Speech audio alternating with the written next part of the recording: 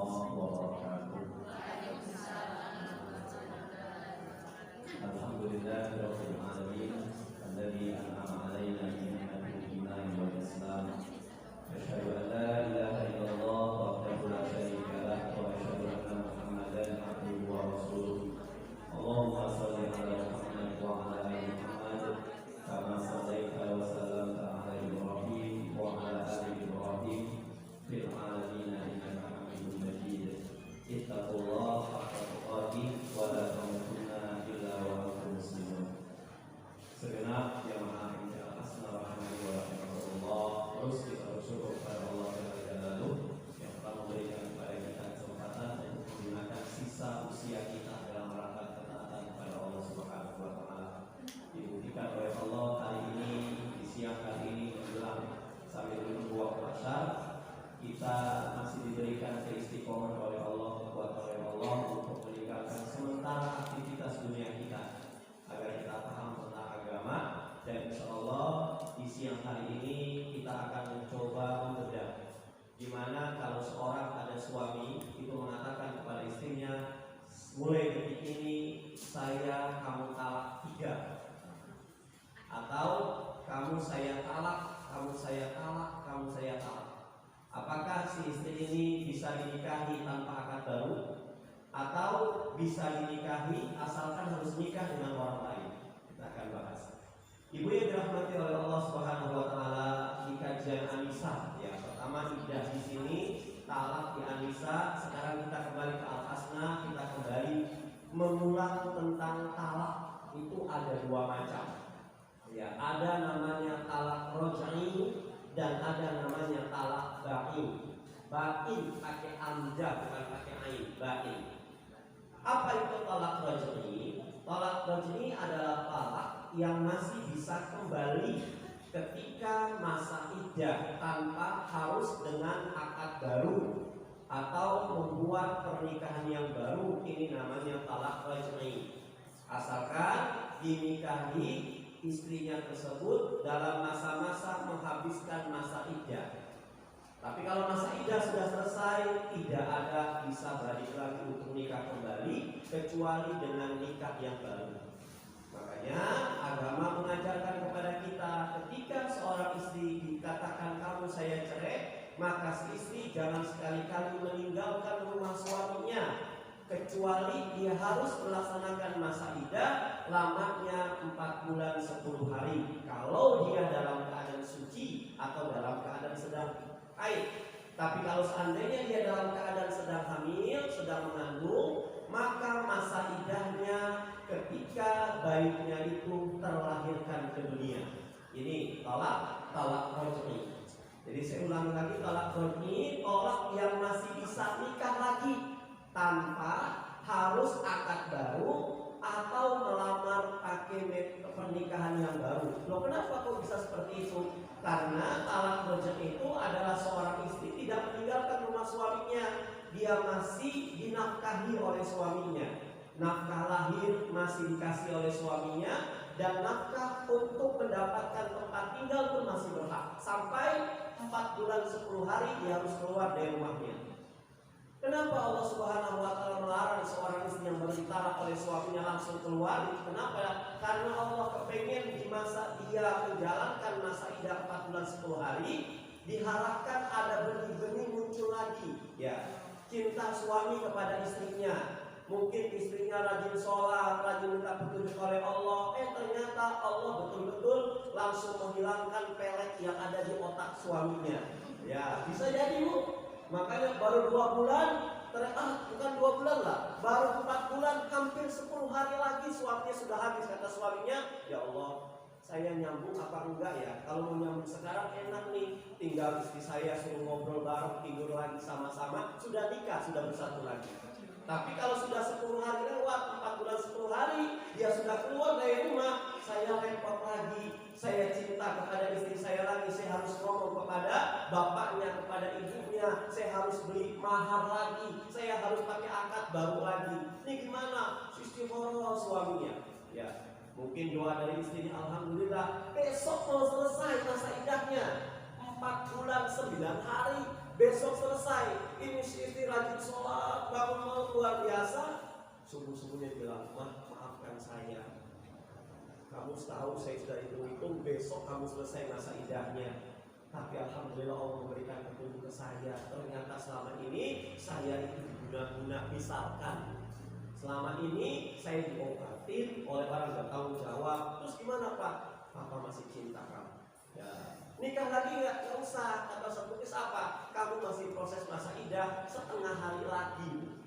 Maka nggak ada nikah baru lagi. Ya, yang boleh apa? Langsung ajak jalan-jalan. Ya, sudah nyatu lagi tuh.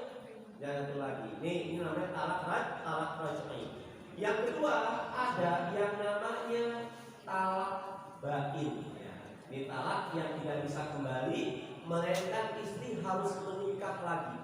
Ini talak bain dengan pria lain. Kedua talak lain dengan talak bain. Sekarang fokus di kajian kita sebelum kita memutuskan mengetahui hukum yang suami mentalak istrinya sekaligus satu ucapan 3 kali talak. Ya. Saking keselnya, mungkin saking guna-gunanya level setan 100%. Ya. Sampai suami pulang ke rumah, kamu saya cerai, kamu saya cerai, kamu saya cerai. Sudah 3 kali. Nah, ya. Talak bain itu ada 2. Ada talak bain sughra, artinya talak bain kecil. Yang kedua ada talak bain kubro, talak bain besar. Ini talak bain. Apa talak bain sughra itu Ustaz? Talak bain sughra, talak di mana suami tidak memiliki hak untuk kembali rujuk pada istrinya kecuali dengan akad yang baru. Ya, ini talak bain sughra. Loh kenapa? Karena si istri sudah menjalankan masa iddah 4 bulan 10 hari. Ini talak bain kecil. Nggak perlu si istri nikah sama orang lain. Ya, nggak perlu untuk menghalalkan dengan suami yang pertama. Ini namanya talak bain sughra. Ketika itu ikatan suami istri terputus dan istri menjadi wanita asing bukan lagi milik suami, ini talak bain sughra. 4 bulan 10 hari sudah selesai, maka si istri statusnya adalah single parent. Statusnya adalah dia wanita asing dan dia tidak memiliki suami karena sudah menjalankan masa iddah 4 bulan 10 hari. Tetapi talak bain sughra ini tidak mengharuskan istri menikah dengan pria lain. Ya. Lalu halal bagi suami yang dulu nggak perlu, ya karena masih sughra. Suami mentalaknya baru sekali, cuman istri sudah menjalankan masa iddah 4 bulan 10 hari, makanya terjadilah talak bain sughra. Kalau mau nikah lagi harus pernikahan baru, harus maharnya mahar lagi baru. Ini talak bain sughra. Kalau yang ingin nyambung pernikahan, ini talak bain sughra atau kecil. Jika istri menikah lagi dengan pria lain setelah talak bain sughra dan setelah selesai masa iddah, lalu menikah lagi dengan suami terdahulu. Nah, misalkan istri sudah dicerai suaminya dan dia sudah menjalankan masa iddah, ya Bu, sudah menjalankan masa iddah 4 bulan 10 hari. Ternyata pada saat 4 bulan 10 hari selesai masa iddah, besoknya si istri sudah dilamar oleh laki-laki lain. Misalkan ini hari apa? Hari Kamis. Ya. Selesai hari Rabu, hari Kamisnya dia sudah dilamar oleh laki-laki lain. Hari Jumatnya lelaki pertama baru sadar, ya Allah, istri saya kemana? Ya. Pada saat dia mau menikah lagi, ini talak bain sughra nih. Pada saat dia menikah lagi, apakah talak yang pertama itu bisa mengurangi menjadi talak yang kedua atau terhapus? Paham nggak Bu? Nah, ini istri, ini suami. Kan batas suami itu mentalak istri berapa kali Bu? 3 kali. 3 kali ya. Pada saat dengan talak yang pertama, talak pertama nih, si istri sudah menjalankan masa iddah 4 bulan 10 hari. Ya, 4 bulan 10 hari. Berarti ada kesempatan dia kalau nikah lagi ada talak berapa lagi? 2. Nah, pada saat dia menjalankan masa idah 4 bulan 10 hari, si suami tidak mau menikahi istrinya lagi. Datanglah laki-laki yang baru untuk menikahi dia. Ya, sudah menikah, ternyata qadarullah cerai. Maka pada saat si suami pertama ingin menikahi, apakah talaknya sisa 2 atau dari awal lagi? Paham ini? Nah, maka para ulama mengatakan talak yang pertama tidak terhapus.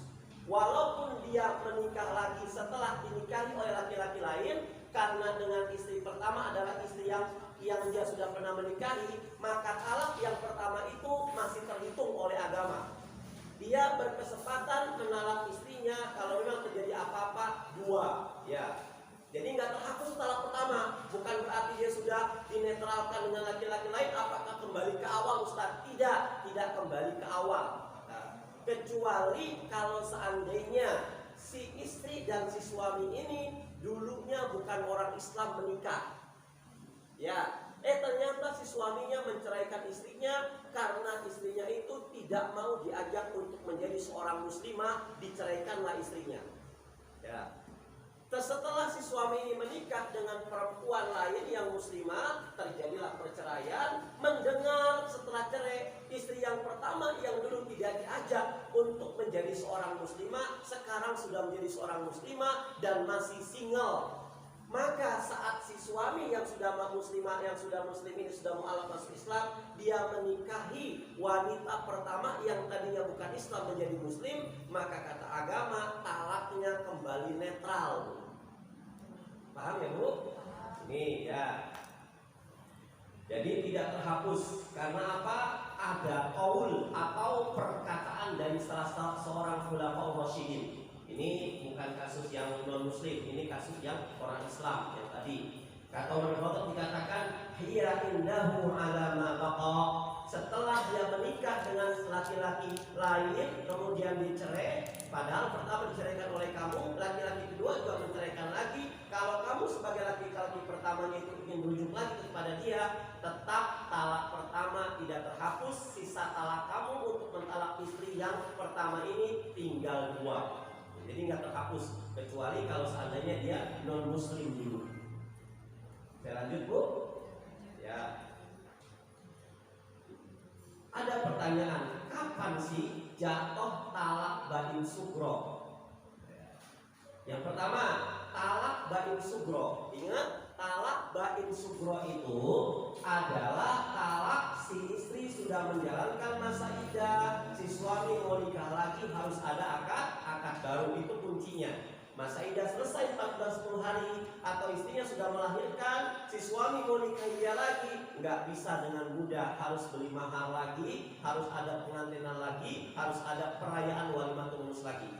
Nah sekarang pertanyaan, kapan jatuh talak bain sugro? Yang pertama, talak sebelum disebadani. Ini jatuh talak bain sugro.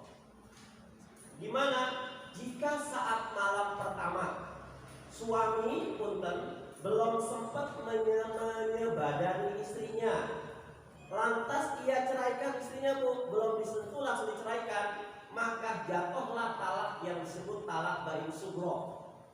Saya ulangi, ini suami istri menikah, udah persepsi segala macam, ternyata qadarullah malamnya si suami langsung tahu-tahu saya ceraikan kamu. Loh kenapa Mas? Sudah saya ceraikan kamu, belum disentuh tuh. Maka si istri tidak memiliki masa iddah karena belum tersentuh. Karena dia tidak memiliki masa iddah, maka kalau suaminya lagi besoknya atau hari H+1-nya, hari Kamis dia menceraikan, ternyata hari Sabtu dia mau menikah lagi, maka dia harus beli akad baru, mahar yang baru, pengantenan yang baru, lamaran yang baru. Kenapa? Karena dia belum tersentuh. Karena masa iddah seorang istri yang belum tersentuh itu masa iddahnya 0. Ya, tidak ada masa iddah. Allah dalam Al-Qur'an berfirman di surah Al-Ahzab ayat 49, ya ayyuhalladzina amanu idza nakahtumul mu'minat tsumma talaqtumuhunna min qabli an tamassuhunna. Wahai orang-orang beriman, apabila kalian menikahi putri-putri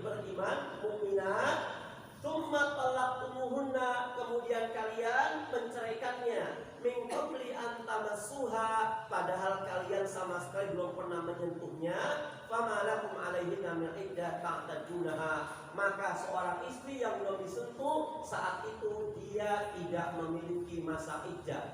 Hari ini dia diceraikan, besok bisa menyambut kedatangan pangeran yang baru. Pangeran pertamanya yang menceraikannya itu kemarin menceraikannya, dia menikahi lagi, harus akad baru, mahar baru. Resepsi kemarin sudah habis 2 miliar, ternyata dia menceraikan belum disentuh, akhirnya dia harus resepsi lagi 4 miliar. Nah ini belum tersentuh ya. Jadi talak bain subur itu terjatuh kalau seorang istri belum tersentuh. Yang kedua, perceraian dengan jalan khulu. Khulu itu apa? Si istri sudah capek dengan suaminya. Istri kajiannya luar biasa, suaminya apa aja mapan lah. Tapi kan si istri setelah kajian dia kepengen jadi imam, menjadi apa? Mempunyai seorang imam yang betul-betul paham agama. Si istri kebetulan sudah punya usaha besar lah. Mas, mohon maaf, kemarin kan ketika khitbah, ketika lamaran, saya ada syarat-syarat, selama hidup dengan saya kamu tidak menjalankan 5 waktu, maka saya minta cerai. Buktinya apa? Saya pulangkan nih harta jenengan, saya pulangkan mahar-maharnya. Ini namanya khulu, Bu. Ya, perempuan yang mengembalikan maharnya kepada suaminya namanya khulu. Ketika sudah diambil oleh suaminya jatuh tuh talak bain subro.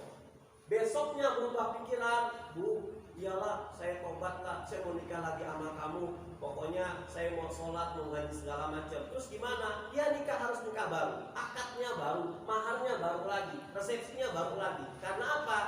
Mahar yang telah kamu berikan kepada aku supaya kamu nggak memfitnahku, aku kembalikan maharnya semuanya. Maka pada saat kamu mau nikahi saya lagi, kamu harus kembali memberikan mahar kepada saya. Kemarin mahar saya 1 Rubicon, ya. Tapi sekarang saya jual mahal sama kamu. Kalau bisa 1 Rubicon dengan segudang berlian misalkan, ya misalkan.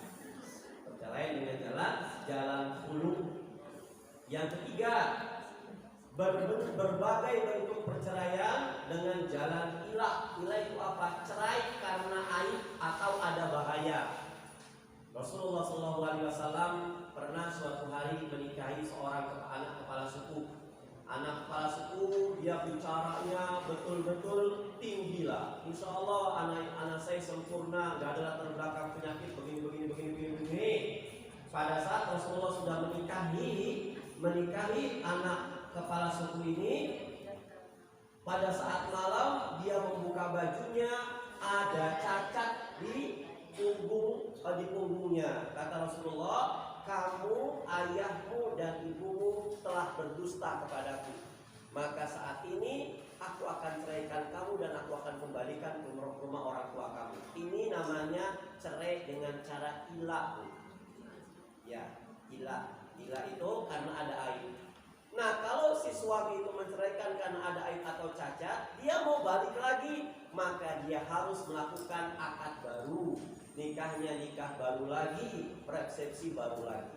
Maka talak bain subro bisa terjadi dengan 3 perkara. Yang pertama apa, Bu? Belum disebadani. Yang kedua, khulu. Yang ketiga, alhamdulillah, kita dapat ngaji, sudah dapat 3 poin. Nah, di samping ada talak bain subro, talak kecil, agama juga memberikan pengarahan kepada kita, ada yang namanya talak bain kubro. Kubro itu besar. Apa talak bain kubro itu?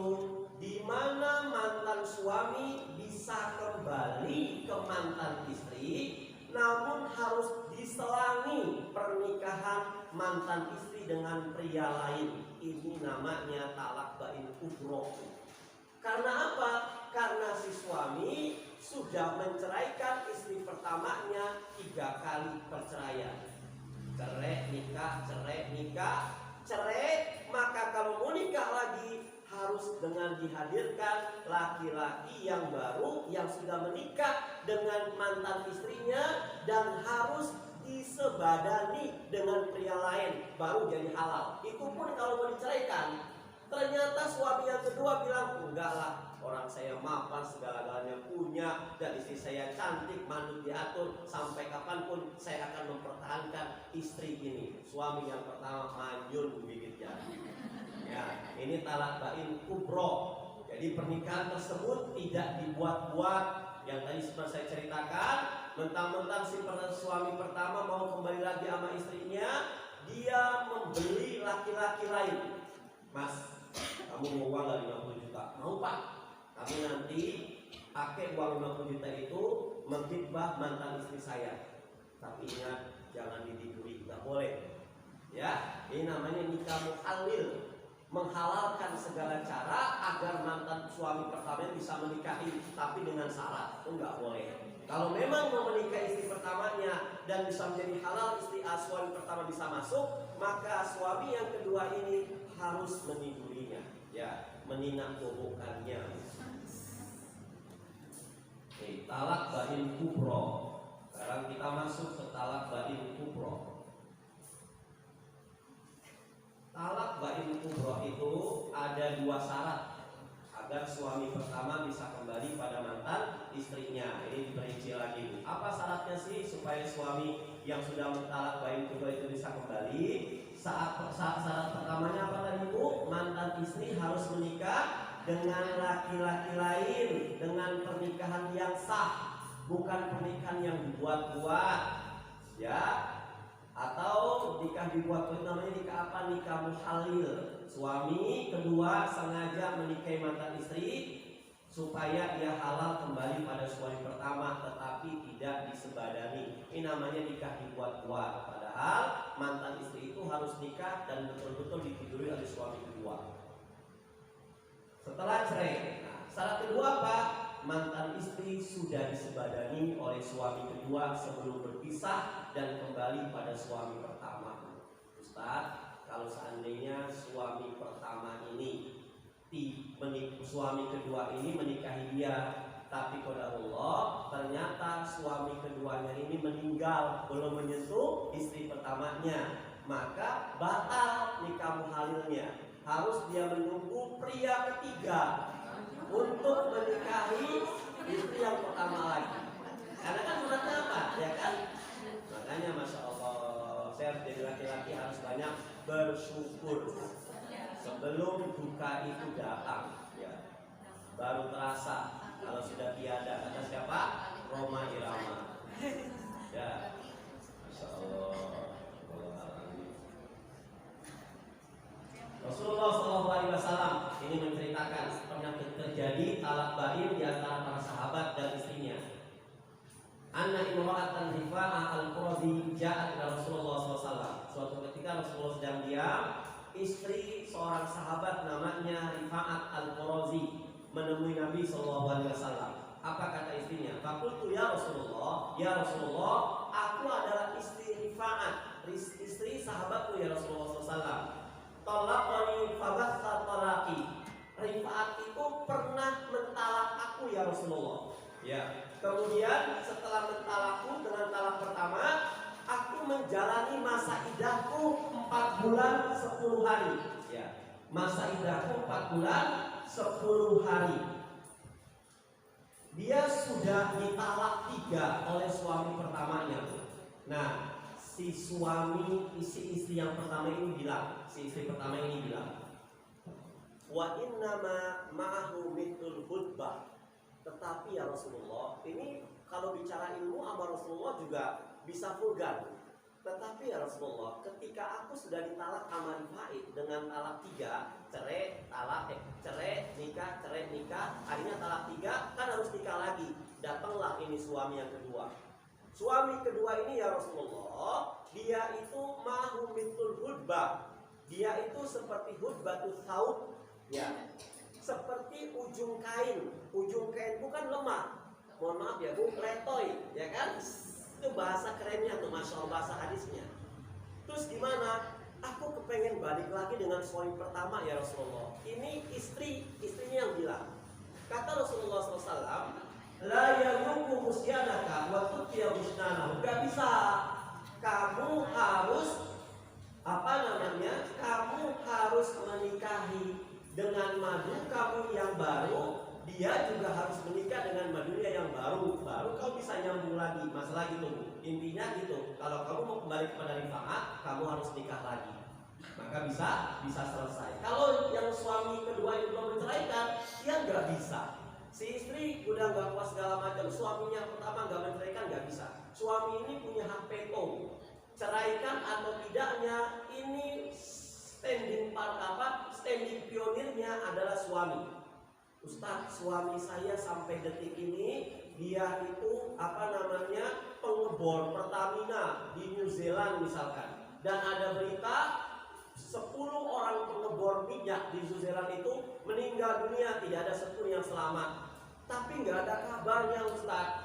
Tak ada temannya bilang dia masih hidup, dan saya bermimpi Ustadz, dia itu masih hidup memanggil nama saya. Sudah setahun, mungkin 2 tahun, 3 tahun, selama si istri ini tidak mengadukan ini kepada majelis hakim, Bu, maka si istri ini masih punya suami pertama.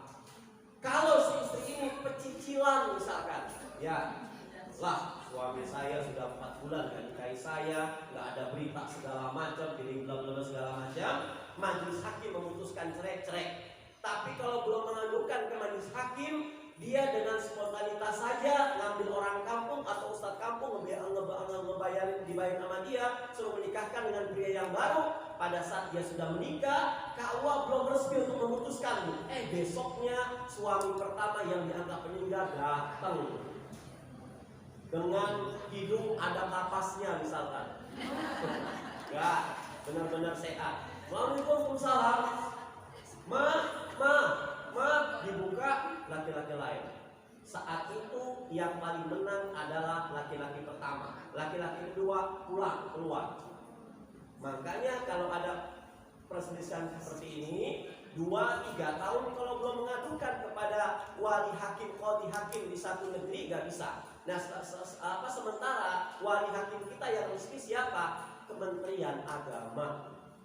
Makanya sampai kapanpun punten, ya, saya tidak mengharamkan nikah siri itu halal. Cuman berapa banyak orang yang melakukan nikah siri bukan semata-mata karena Allah, ya, tapi karena memang mau dikejar harta segala, akhirnya karena tidak karena Allah. Biasanya melakukan nikah siri itu yang banyak terzolimi itu perempuan apa laki-laki, Bu? Perempuan. Ya, perempuan. Seperti itu. Biasanya kalau nikah siri terjadi di santriwati atau siapa aja, biasanya ada syaratnya. Selama ini kamu saya nikahi biar tidak terjadi kemaksiatan. Nanti kamu adakan resepsi, kapan tidur barengnya nanti setelah kuliahnya selesai. Ini juga siksaan, Bu, gak boleh. Makanya sampai kapanpun nikah betul-betul resmi, ya, betul-betul resmi dizolimi perempuannya. Nih. Pertanyaan selanjutnya, kapan talak bain kubro itu terjadi? Nah, ya, tadi talak bain sugro ada 3. Kalau talak bain kubro terjadi kapan? Talak bain kubro terjadi pada satu jenis perpisahan. Kapan? Ketika istri telah ditalak sebanyak 3 kali. Nah, orang bertanya-tanya, mentalak 3 kali ini gimana caranya? Apakah dia mengucapin kamu saya talak 3? Ya. Apakah dia mengucapkan kamu saya talak, kamu saya talak, kamu saya talak hari itu juga? Atau dia mentalak kamu ada jeda sebulan, talak kamu nikah lagi, sebulan talak kamu nikah lagi, sebulan atau nikah lagi? Nah, ini yang benar yang mana? Yang sah yang mana? Talak saya talak kamu 3 kali sekaligus, apakah sah atau tidak? Ini pertanyaan kita dan berkaitan dengan judul kita. Ya, Ibu yang dirahmati oleh Allah Subhanahu Wa Taala, di dalam surah Al-Baqarah ayat 229 sampai 230, Allah berfirman, "At-talaqu marratan fa imsakun bima'ruf aw tasrihun bi ihsan." Kata Allah, cerai yang dapat dirujuki itu cuma 2 kali perceraian, bisa rujuk kembali. Kalau sudah cerai 3 kali, maka tidak ada rujuk kembali kecuali dengan adanya akad baru. Maka Allah mengatakan fa imsakun bima'ruf aw tasrihun biihsan. Kalau sudah aku berikan peringatan yang namanya tolak itu ada 2, maka terserah kamu, ya. Maka jadikan istri kamu itu, kalau mau dipertahankan silahkan dipertahankan, jangan sampai jatuh ke talak ketiga. Tapi kalau mau dipisahkan, tolong buat tasri al-tasrihun biihsan, diceraikan dengan cara-cara yang baik. Fa in talaqaha fala tahillu lahu min ba'du hatta tanku zaujan ghairah. Tapi kalau tolak 3 itu terjadi, kata Allah Subhanahu wa taala, fala tahillu lahu min ba'di hatta tanku zaujan ghairah, maka pernikahan itu tidak akan pernah terjadi kecuali si istri sudah menikah dengan orang lain. Cerai, masa idah selesai, laki pertama, suami pertama menikahi laki kembali, ini diperbolehkan setelah ada laki-laki yang baru. Ini surat Al-Baqarah 229 sampai 230. Bagaimana jika mentalak istri dalam sekali ucap langsung dengan 3 kali talak?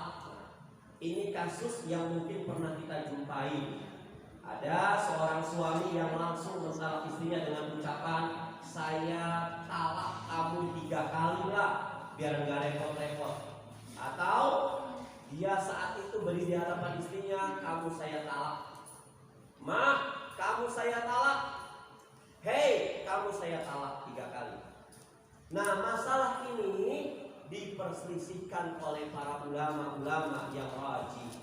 Imam Syafi'i berpendapat, dia mengucapkan talak, tapi dia ucapkan talak 3 langsung, maka Imam Syafi'i mengatakan hukumnya mubah dan talak 3-nya itu sah. Ini Imam Syafi'i rahimahullah ya mengatakan. Imam Malik, Imam Abu Hanifah dan pendapat Imam Ahmad itu mengatakan talak ini tidak dianggap. Talak ini hukumnya haram, enggak boleh. Nah, terus kita bilang, Ustaz, terus mana yang lebih kuat di antara Imam Syafi'i yang lainnya? Maka ulama sepakat yang lebih kuat itu ketika mengucapkan talak 3 secara sekaligus, ini talaknya tidak sah. Ya, ini pendapat yang paling kuat. Apa alasannya? Yang pertama, surah Al-Baqarah ayat 229.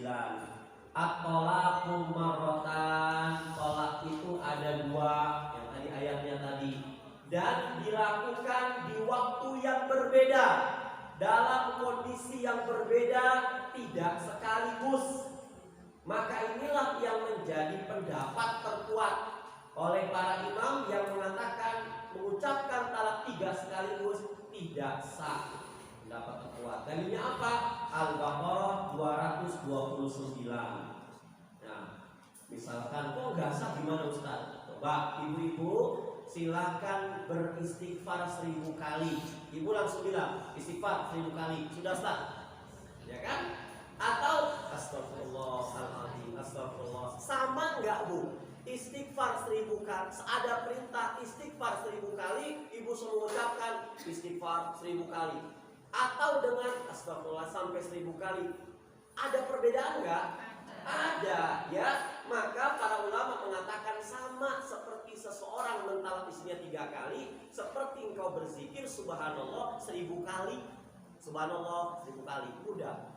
Ya kan? Padahal yang benar itu apa? Baca subhanallah sampai 1000 kali. Maka inilah dalil terkuat kalau ada seorang suami mentalak seorang istri langsung dengan tegasnya, kamu saya talak 3, maka kita sudah punya ilmunya. Dalam hati, talak kamu tidak sah mas. Kecuali kalau kita belum punya ilmunya, kita bingung tuh mau nanya kemana. Sekarang kita sudah punya ilmunya, maka kita sudah punya ilmunya. Suami mengatakan talak 3 itu dijadikan sebagai talak pertama. Artinya kita tidak boleh meninggalkan rumah suami karena kita masih mendapatkan nafkah lahir dari suami. Nafkah batinnya gimana? Terserah seorang istri yang mentalaknya. Kalau dia mengatakan saya baru talak 1 lah, kalau suami saya malam ini ngajak tidur dengan saya, berarti suami saya mau talak roj'i dengan saya. Ini pendapat, ini alasan yang pertama. Alasan yang kedua, ada riwayat yang mendukung bahwa talak tiga sekali ucap itu dianggap 1. Ya, ada yang mendukung. Ini pernah siapa Umar bin Khattab. Umar bin Khattab itu pernah suatu saat beliau menjadi khalifah. Dia mengatakan, kok zaman sekarang banyak sekali suami-suami itu yang enteng mulutnya. Sekali kecewa sama istrinya langsung talak 3. Maka Umar bin Khattab kepengen menghukum efek jerah bagi laki-laki yang gampang mengucapkan itu. Maka Umar bin Khattab beristihad, mulai hari ini aku beristihad. Siapapun seorang suami yang sedikit saja kesal istrinya, dia langsung mengatakan talak 3, maka talaknya sah, tidak boleh dinikahi lagi sebelum ada akad baru. Itu zaman Umar bin Khattab. Terus mana yang benar, Ustaz? Nah, kita memilah-milah. Kalau memang ada laki-laki dia sudah menikah sampai 15 kali, Bu. Istri pertama ditalak, kamu saya talak 3, besok dinikahin lagi. Nah, untuk menghukumi efek jerah buat lelaki ini, maka hukum dari Umar bin Khattab lebih baik harus betul-betul diputuskan buat efek jerah suaminya. Tapi bagaimanapun juga, jumhurul ulama sepakat tolak yang diucapkan 3 kali langsung sekaligus itu tolaknya masih makruh dan belum dikategorikan sebagai talak yang sah. Ini pendapat yang paling rajih. Sampai di sini, kalau ada pertanyaan silakan sebelum dilanjutkan. Ya, silakan Bu. Jangan malu-malu tersesat. Ya. Assalamualaikum warahmatullahi wabarakatuh. Waalaikumsalam.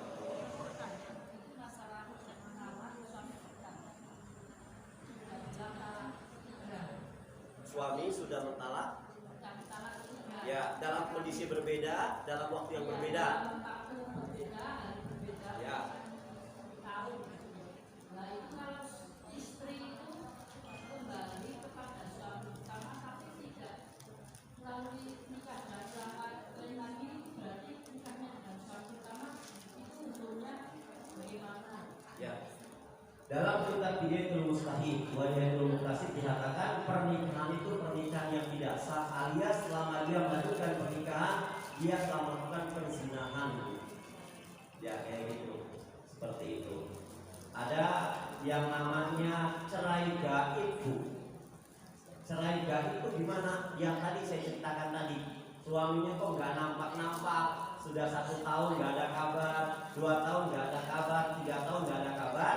Di masyarakat ada al-adat al-muhakkamah. Mereka tahunya kalau seorang suami sudah tidak ada kabar lagi, 4 bulan sudah tidak nafkah lagi, maka otomatis terjadi perceraian. Padahal para ulama mengatakan yang hak bisa menceraikan atau tidak itu adalah si suami. Selama si istri itu belum mencari kabar yang akurat, ya, dan dia tidak cenderung kepada pernikahan yang baru karena laki-laki yang lain, dia betul-betul mencari. Saya betul Ustaz, saya mau ada yang melamar saya karena saya sudah lama tinggal sendiri hampir 10 tahun, cuman kan saya belum tahu kabar suami saya, Ustaz, ini gimana? Lebih baik ditanyakan kepada qadhi hakim, dalam hari ini adalah pengadilan agama, itu yang memutuskan. Ketika pengadilan agama sudah memutuskan poin-poinnya, suami tidak ada kabar, dia tidak memberikan nafkah batin sekian tahun dan memberikan nafkah lain sekian tahun, maka memutuskan yang namanya cerai gaib. Ada surat resminya, terdaftar ke Kementerian Agama. Ketika datang suami pertama tidak diperbolehkan lagi untuk datang ke rumah itu. Makanya bagaimanapun juga kita punya qadhi, kita punya hakim yang tahu insya Allah tentang hukum rumah tangga, kita adukan ke sana. Jangan gegabah, jangan remeh kalau masalah rumah tangga. Maka yang tadi selama dia sudah talak baik, tidak ada muhalilnya, tidak ada seorang laki yang mau menikahinya, tidak kemudian dia langsung menikah langsung, Wallahu a'lam bishawab. Ada lagi yang lain?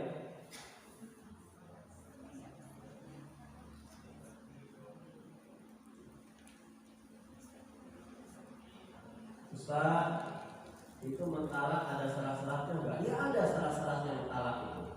Yang pertama apa syaratnya? Syarat mentalak Bu. Yang pertama itu adalah yang mentalak benar-benar suami yang sah. Ya, suami yang sah. Nih, saya talak kamu, kata si wanita. Ya kapan kamu nikahin saya?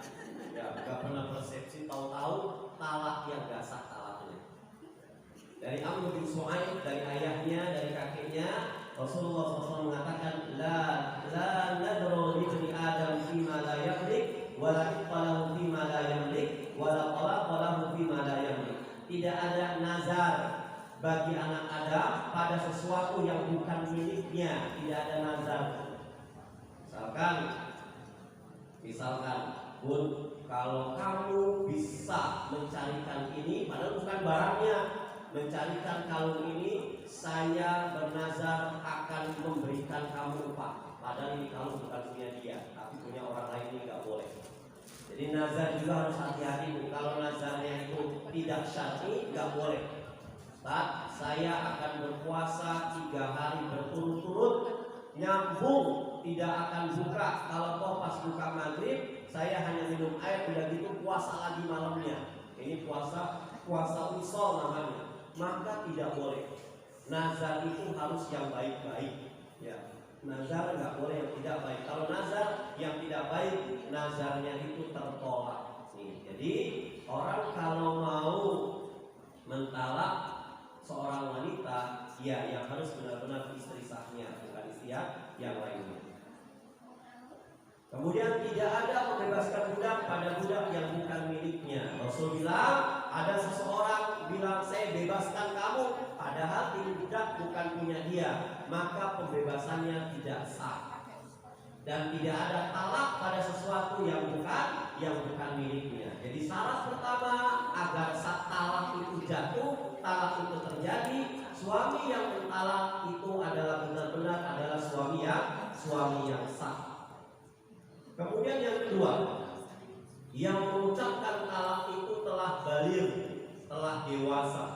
Para ulama Imam Nawawi mengatakan dewasa di sini bukan hanya sekedar dewasa usia saja, tapi dewasa kebijakan akhlaknya, dewasa pemikirannya, dewasa ilmunya. Maka disinilah bisa menjawab saat kasus apakah sah suami itu mentalak istrinya ketika dalam keadaan kondisi marah. Maka para ulama mengatakan kalau marahnya itu terkontrol, dia tahu apa yang dia ucapkan dan dia paham apa yang dia ucapkan. Kalau ini terjadi, yang dia ucapkan dia siap menanggung resiko, maka talak sambil marahnya selesai, sudah jadi talak. Tapi kalau dia marah talaknya tapi nggak terkontrol, misalkan habis mabuk ya Bu, habis terpengaruh dengan minuman miras, minuman keras, apapun namanya Bu. Ya, narkotika segala macam, habis pulang ke rumah dalam kondisi mabuk, dalam kondisi kena narkotik, dia mengatakan kamu saya cerai, dan dia besok paginya bangun, mah bilang dia nggak tahu dengan apa yang diucapkan, maka talaknya tidak sempurna, tidak sah. Jadi kalau ada orang bilang apakah talak marah itu jatuh, ada tergantung, ya tergantung. Karena memang nggak ada orang yang mentalak istri dalam keadaan senyum tuh, nggak ada.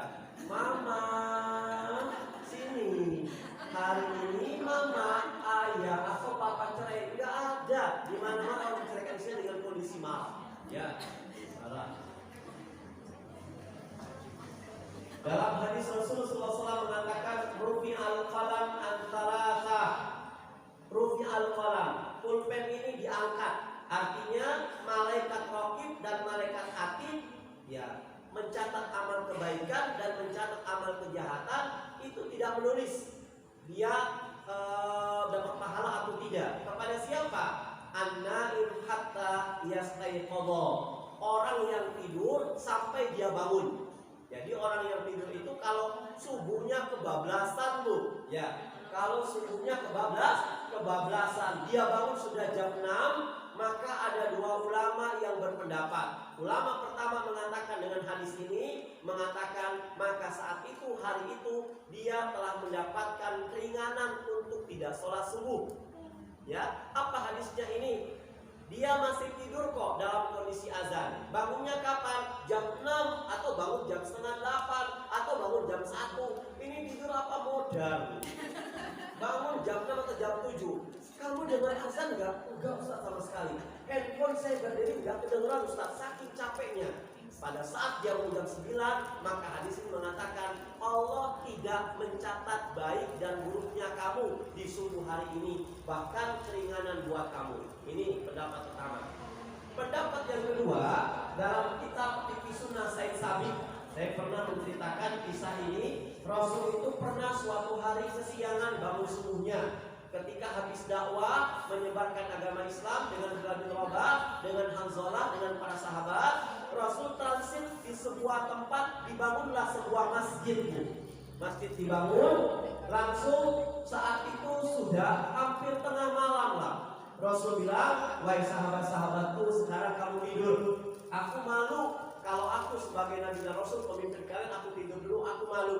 Kalian tidur dulu karena bentar lagi akan waktu subuh. Kalau kalian tidak tidur, khawatir kesiangan. Bilal bin Rabah semua tidur dan Rabah nggak tega. Ya Rasul, bagaimana mungkin aku tidur sementara kekasih Allah itu belum tidur? Kata Rasulullah, wahai Bilal, tidurnya aku dengan tidurnya kamu dan manusia lain itu beda.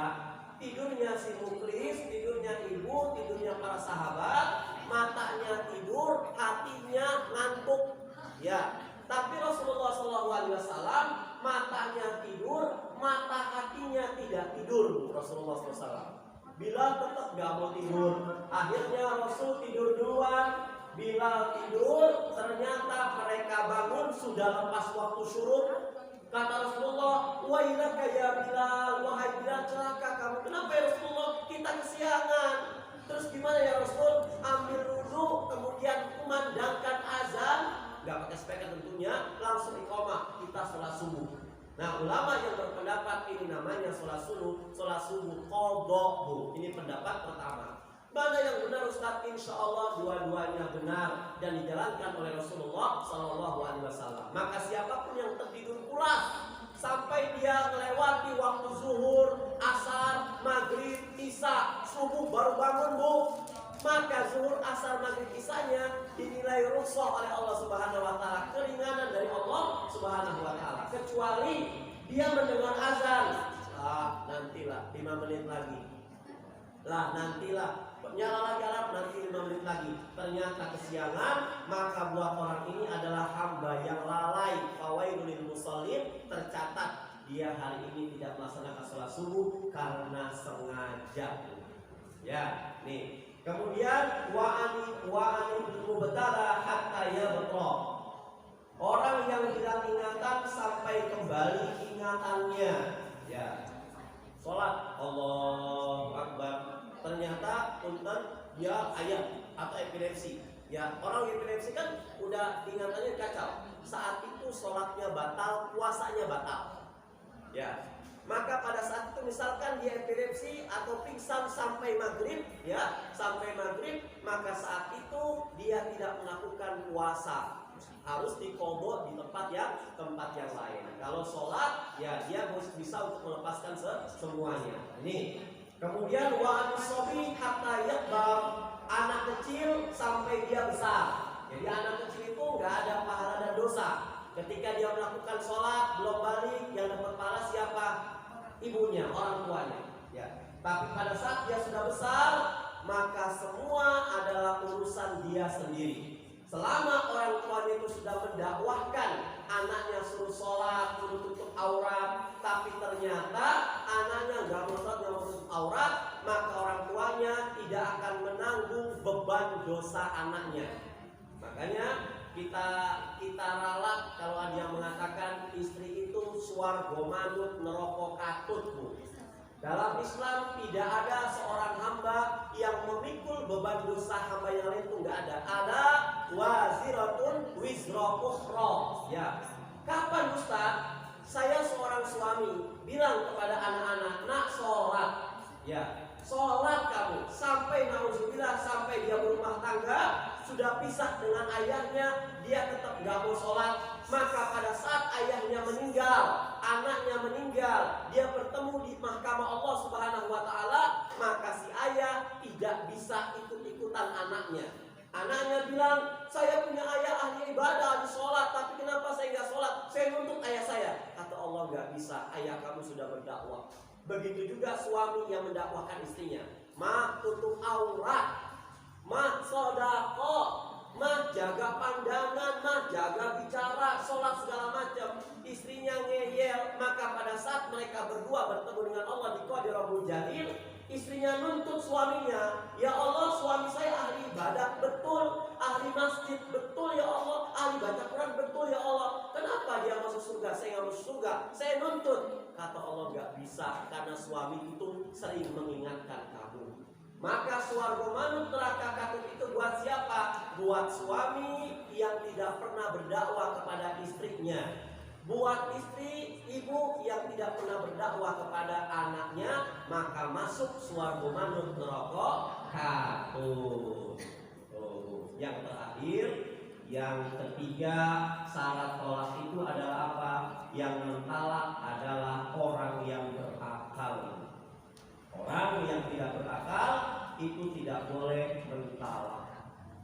Zaman sekarang orang gila itu dianggap berakal. Loh, kenapa? Karena sudah tercatat mereka pemilu akan ikut nyoblos. Orang gila. Di mana? Di Kalimantan Timur sudah terdata 1375 ODGJ harus ikut pemilu. Wallahu a'lam bishawab. Ya, mohon maaf tadi saya terlambat, ada sebuah keperluan. Ini sudah rampung sebelum jam 9.03 lewat 5. Untuk apa? Menghibur ibu. Ya, khawatir kalau seandainya saya tadi telat, malah habisnya nanti jam 5:30, nanti ibu kecewa. Banyak. Ini saja mungkin saya sampaikan. Mohon maaf lahir batin. Aku qouli hada. Kalau ada pertanyaan yang mungkin ketemu di rumah, silakan di WA saya. Assalamualaikum warahmatullahi wabarakatuh.